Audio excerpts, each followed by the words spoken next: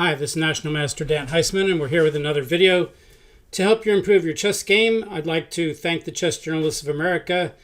They recently voted my video the most instructive video for 2023. So if you haven't checked out my YouTube channel, I now have two videos that have won for 2021, 2023. I also had another one that won honorable mention for best education.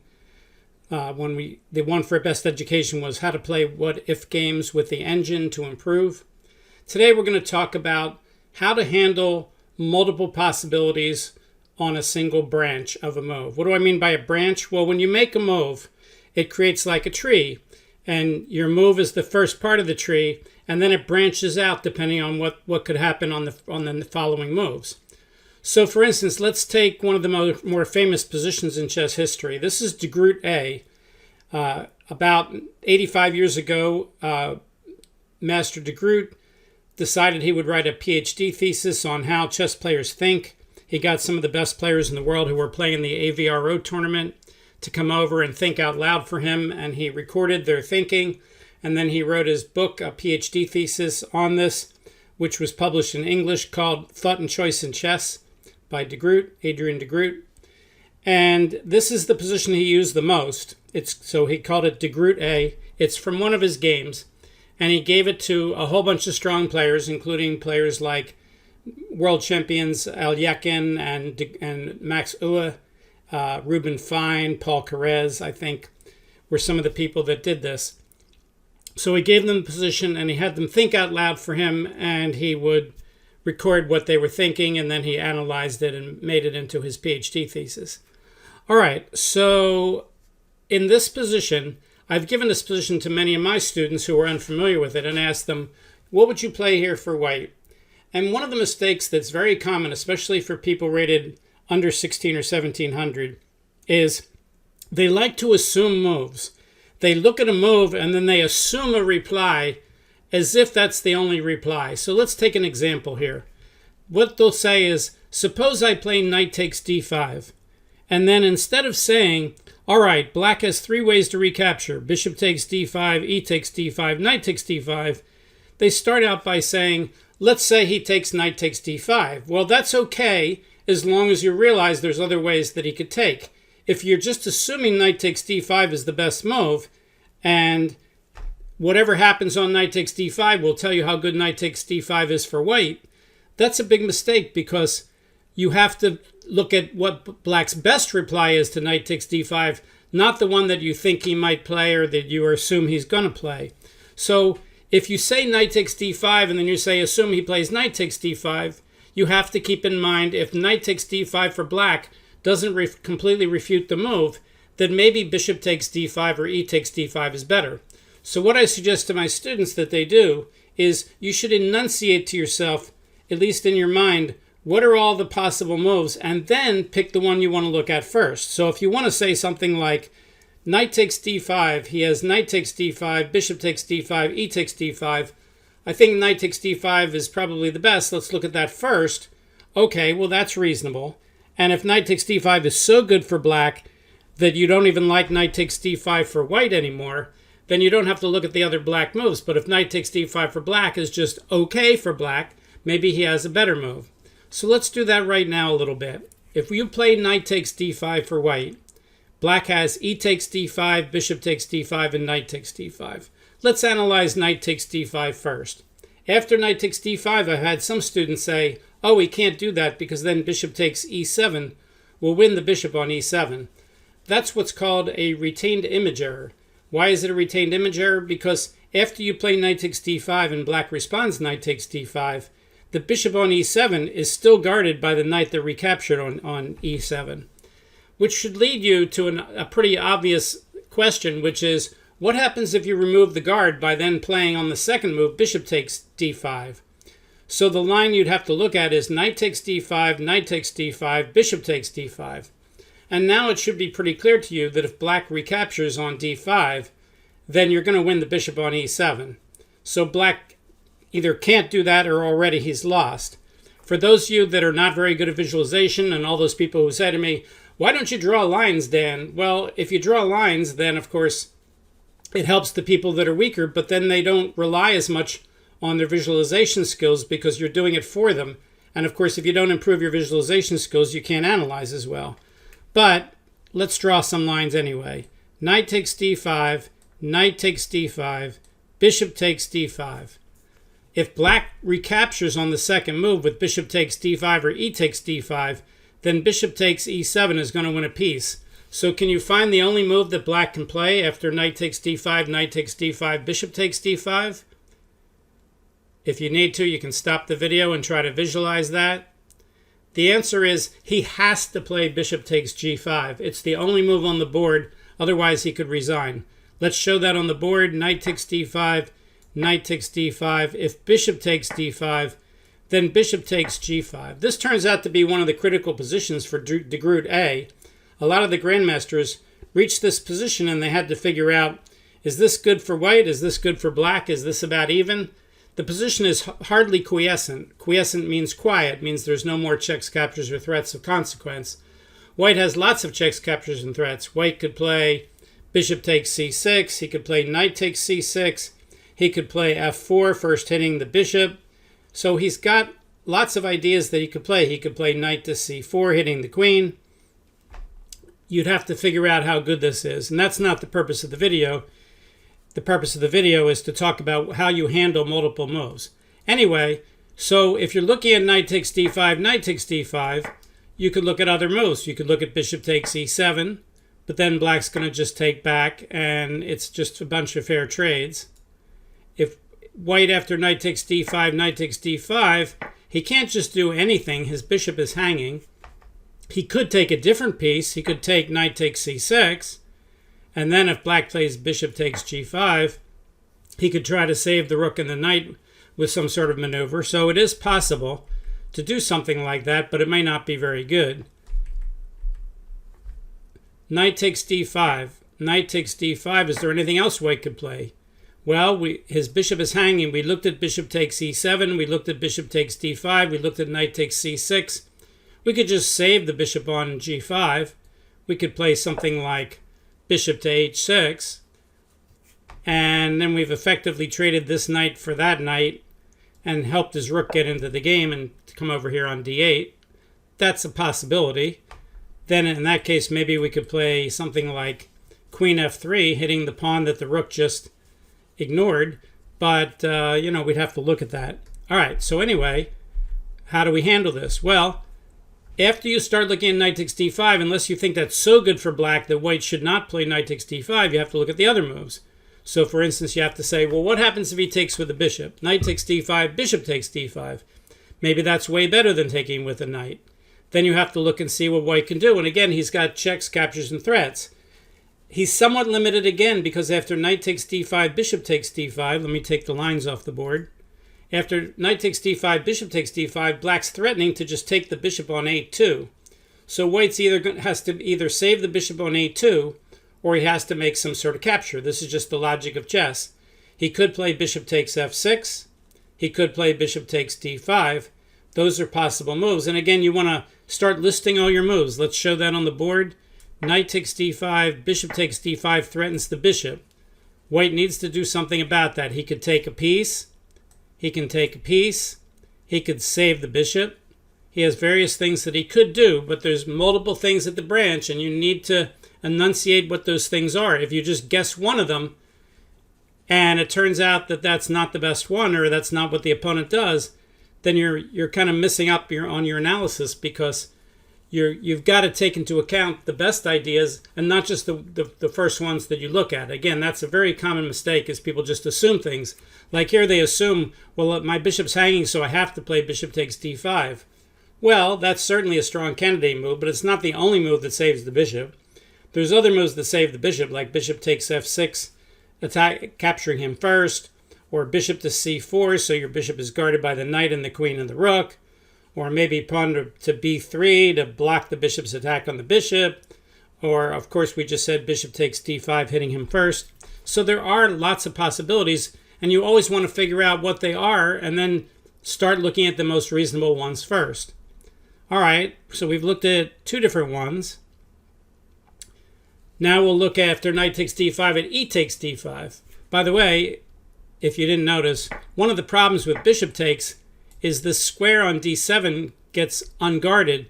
So if white does take on d5, it doesn't matter how black takes. If he takes with the pawn, the knight's still guarding the square, but we can take the knight, and no matter which way he takes back, with the queen or the bishop, we're going to fork the queen and the rook and win the exchange.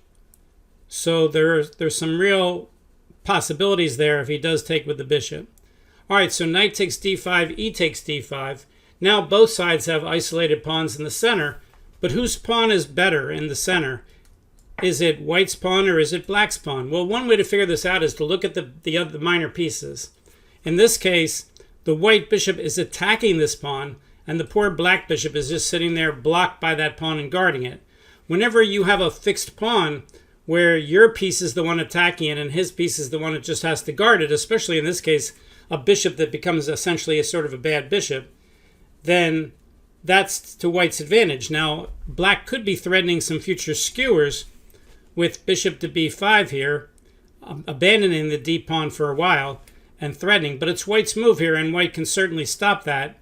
And the pawn structure here somewhat favors white, but white's other minor pieces are better. If we turn on the engine and we ask the engine what white should do here, let's turn it down to the top 3 moves.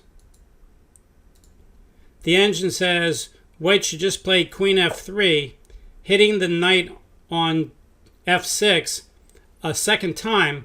Even though black has a couple pawns he could take, it's not any good. For instance, let's say he takes on b2, attacking the bishop on a2. If white wants, he could guard that bishop with rook a1, but he could also play bishop takes, queen takes, and if queen takes a2, then play a move like knight g4, threatening knight h6 checkmate. And even if black stops the checkmate with h5, knight checks, king h7, and the engine says white's completely winning. If you've never seen stuff like this before, it's good to play those what-if games with the engine. Knight here threatening queen g7 checkmate. You might say, well, he can't do that. Black will just take with the pawn. Well, if you stop there and say that's good for black, then that's a quiescence error. Why? Well, after pawn takes, white can bring the rook over to the h-file, and even though it's black's turn and he's got pieces on the board to try to defend, the engine says white's completely winning here. All right, let's go back to the start again. So knight takes d5, we have 3 lines to look at. Knight takes d5, bishop takes d5, e takes d5. Each of them are complex in their own right. Black's going to try to play the best one that he can. So if you're white and you're looking at knight takes d5, you have to try to figure out which one's the best one for him, because that'll help you evaluate the position. If you find the best one for him, then that tells you how good knight takes d5 is. Does white have any other moves there other than knight takes d5? Of course. He has other captures. He has bishop takes d5, knight takes c6, winning the bishop pair. Bishop takes f6, doesn't look so good, giving up the bishop pair and making him stronger on the dark squares, but it is at least a capture of an equal piece. So white has a whole bunch of candidate captures here, not to mention maybe some moves that are not captures as candidates. All right, I think we've done enough with the Groot A. Let's go to position 24. Let's move the video over a little bit here. Go back to number 24. It's one of my favorite games. Played a friend of mine, Richard Lunenfeld. And let's bring the video back over here. All right. And we'll turn off the engine for the moment.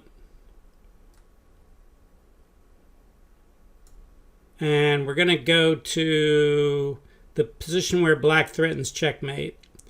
All right, so let's see here. Am I in the right game? I think I am. Nope, wrong game. Must have clicked on the wrong game. Oh, 24, not 25. There we go. All right, so here we are. I'm playing National Master Richard Lunenfeld. I played rook takes e7. I just captured a bishop. I'm temporarily up a piece. Instead of capturing my rook on e7, Richard played queen to g4, temporarily threatening checkmate on g2 and my bishop on f4. So again, it's my turn. I have to look at multiple possibilities. Well, my only possibilities are moves that stop checkmate. If we list all the moves that stop checkmate, they would be all the checks. Rook e8 check, rook d7 check, queen takes c7 check, bishop takes c7 check, and then moves that stop him from taking on g2 like g3 or knight e1 or knight h4 or bishop g3. Those are pretty much the only candidate moves that I can play. All right, well, you're going to look for your offensive moves first before you look for your defensive ones. And here, the most intriguing moves that are checks that are bishop takes c7 check, because I have that pawn attacked 3 times and it's only guarded twice. Or I could play rook d7 check. Now, rook d7 check looks crazy because he can take it with the queen or with the king. However, if you just stop there and say, I can't do that because I lose a rook, and he's still threatening mate, well, that would be a little premature, because look one move deeper. After rook d7 check, if he takes with the king takes d7, then knight e5 check would fork the queen and the king that would now be on d7. And then after I take the queen, that would stop the mate and I would win the queen. So rook d7 check, he can't take with the king, which means he would either have to play king to e8 or he'd have to play queen takes d7. Well, again, you have to look at both of those. You can't just say, suppose he takes with the king and I fork him. Well, yes, but black's going to see that too. He's not going to just take with the king and let you fork the king and the queen. So we need to look at the other moves if we're going to play rook d7. So rook d7 is a candidate move. That means king e8 and queen takes d7 are his only move. Which one should we look at first? Well, we should look at the one where he actually captures the rook first. So let's say he plays queen takes d7. Why did I give away my rook? Well, first of all, he's no longer threatening checkmate. And if I want to, after rook d7 check, queen takes d7, I could just play g takes h3 and have 2 pieces for a rook with a pretty big advantage. The problem with moves like that is he could then skewer my bishop and my knight with moves like queen f7, rook f8, or queen f5, and it gets a little complicated. But even better would, after rook d7 check, queen takes d7, would be bishop g5 check, when he can't put the queen in the way because the bishop will just take it. So he has to move the king to e8, and that lets me get my pieces into the attack. For instance, after that, I could play a rook to e1 check. So again, visualization. For those of you who can't visualize, let's show it. Rook d7, queen takes, bishop checks, king e8. And now I have a choice of queen e1 check or rook e1. Well, my queen might be able to get into the attack via c5 or b4, but my rook has only one chance to get into the attack. So let's say I play my rook over now. Rook here. If he plays king to f7, then I play knight e5 check, winning the queen again. So he has to play either king f8 or bishop e6. Got a big line on bishop e6. If he plays bishop e6, I could attack that bishop again with the knight, and now he can guard it again with the king, but it doesn't help him because after I take the bishop, if he takes back with the queen, he ends up losing a queen for a rook. But that means I'm winning that bishop with a big attack here, no matter what he plays. So this is going to be good for me. What happens if he plays king to f8? Well, that lets my queen come into the game. Check. If he plays queen to d6, I have bishop e7 check with a double attack, winning the queen.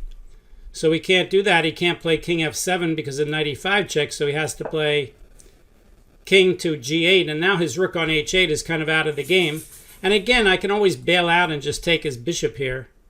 But I can also do other things like play rook to the 7th rank or so on. Let's turn the engine on at this point just to see what I could do. Engine says just take the bishop. It says he doesn't have anything great. He can hit my bishop. It says at that point I could just save my bishop. If he plays queen takes h3, I always have bishop g3. And again, he has trouble getting this rook back in the game. Now, was that the best I had? Not necessarily. Again, there's lots of possibilities, and we have to look at each one. Like, for instance, here, I played rook e1 check, But as you can see from the engine, that's only the third best move. The engine says knight e5 hitting the queen is slightly better, but just taking the bishop, the easiest move, is actually the best move of all. So I end up winning 2 pieces for a rook. How did I do that? Well, as I said at the start, I started by taking a bishop, so I'm up a piece. And when he goes there, I'm still up a piece. When he goes there, when I go to rook d7 check, and I play, well, that's the game, so we don't want to do that. Queen d7, now he's up the exchange, but I can just take the bishop. And then I have 2 pieces for the rook with a big attack because his king is awkward and his rooks aren't very strong. Okay, in the game, if we go back, Black played the third move, king to e8, and I think he missed my reply here because my reply wins the game on the spot. I played queen to e1 check. Now queen to e1 check is much better than rook to e1 check. What's the difference? Well, in the previous line, I needed to get the rook into the attack, and I couldn't come down to the 7th rank. But in this position, after queen e1 check, I can come to the 7th rank if he plays king to f8, then queen e8, e7 check, king g8, queen f7 checkmate. Well, that means he has to play either king takes d7 or he has to play queen e6. But king d7 leads to the same problems that we saw previously, which was knight e5 check, forking the queen and the king. So in the game, my opponent chose queen to e6. But remember, I took that bishop to start all this, and he was threatening mate, and now he's not threatening mate, and I'm still up that bishop.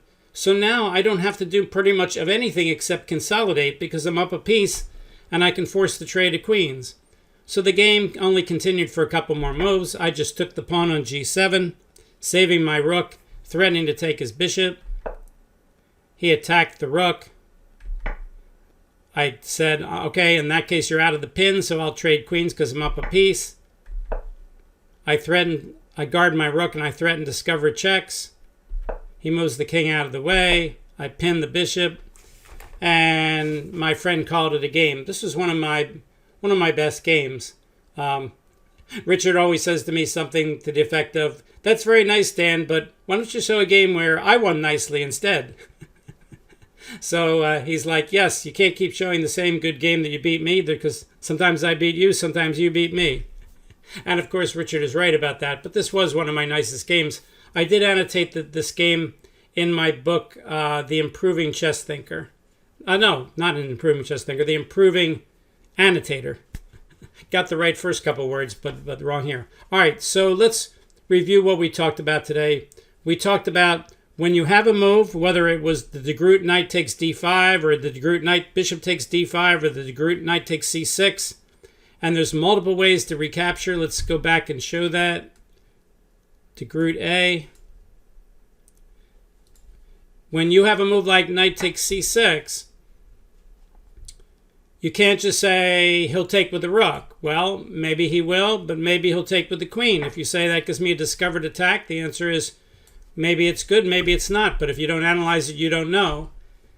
He could take with the pawn and overprotect his knight on d5. He could take with the rook and double his rooks. He could take with the queen with the idea of maybe, well, he can't take the rook because the bishop's guarding it. But there are lines like that. So you can't just assume one. You could assume a first one to analyze. You could say, let's assume after knight takes c6 that he plays rook takes c6 and analyze it. And if you hate it for white, then you don't have to look at the other ones. But you never want to say, oh, wow, I play knight takes c6 and he plays rook takes c6. That's tremendously good for me. So therefore, I'll play knight takes c6. Well, maybe knight takes c6, rook takes c6 is tremendously good for you. But he doesn't have to do that. He could take back with the pawn or the queen. And you need to make sure you're listing all the reasonable moves at that node of the analysis tree. Very important, when you get to nodes of the analysis tree, find all the reasonable moves and list the moves, and then determine what order you want to look at them and use chess logic to figure out which ones are the best ones. If you find the best ones, then does that make that line a line you want to play, or maybe you don't? But you need to know which ones are the best ones for not only for you, but also for your opponent. Because Your move is only as good as your opponent's move will allow it to be. All right, very good. So if you enjoyed today's video, the best thing you can do is tell your chess friends about my channel, Dan Heisman Chess. We have over 6,000 to 7,000 subscribers now. If you'd like to subscribe, great. If you want to like the video, fantastic. But the best thing you can do is tell other people about the channel. And if you do, I really appreciate it. All right. Thanks a lot. And we will see you next time. Bye.